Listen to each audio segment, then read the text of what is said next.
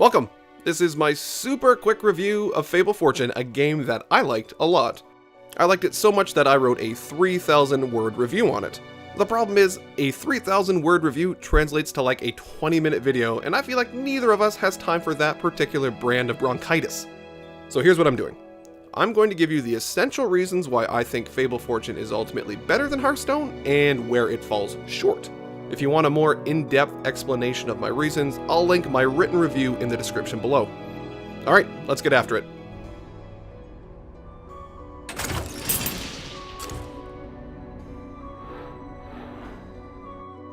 The first and foremost reason Fable Fortune is awesome is the morality system. The morality system has you complete quests during matches. Upon completing a quest, you get to make either an evil or a good morality decision. A few things will happen based on your decision. First, your hero's power will evolve to either its good or evil variant depending on your decision. For example, the Alchemist's base power lets you gain a random vial that will have some sort of buff that you can play at no cost.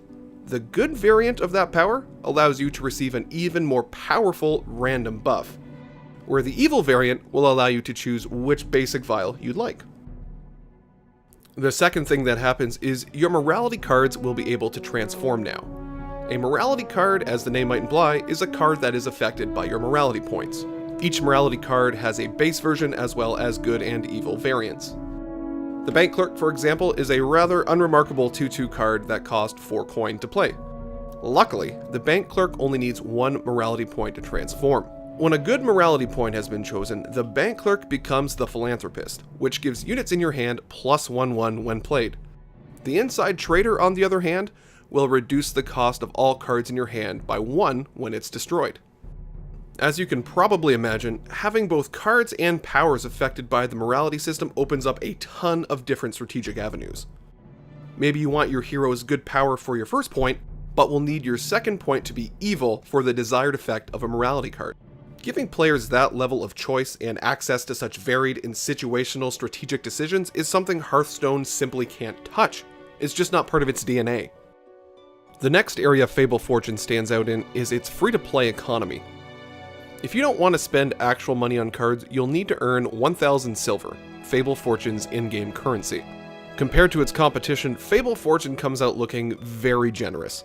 For example, if you play the PvP mode and climb the ladder, you'll receive a ton of silver from just moving up the tiers. Occasionally, you'll be rewarded with a special card or even a card pack, but for most of the time, your reward is going to be 125 silver. On top of that, you'll also earn silver at the end of each match, win or lose.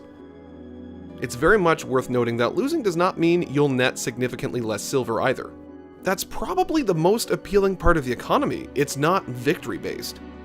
A loss isn't a complete waste of your time. If that weren't sweet enough, Fable Fortune also has a bounty system that helps make earning silver very easy.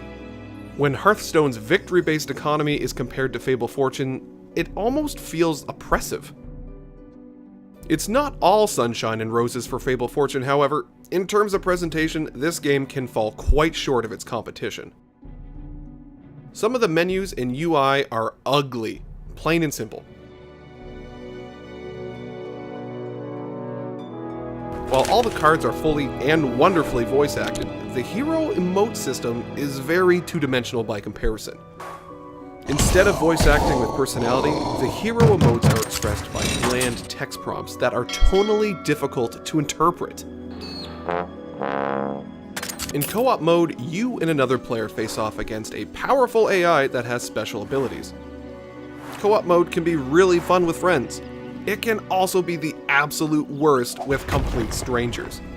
Players have the ability to ping cards in their ally's hand, and occasionally that resulted in people trying to tell me what to play each turn. When I'd inevitably ignore their pings, it'd result in either angry messages or the person I was playing with would just quit. Worst of all is when you get paired with someone who hasn't grasped the rudimentary mechanics of the game.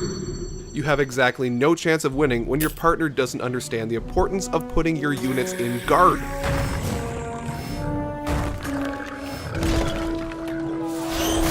Overall, Fable Fortune is a fantastic digital card game. The morality system is a meaningful and strategic system that's built on the solid gameplay that Hearthstone laid out before it. The free-to-play economy is very generous, allowing losses to still amount to a small gain.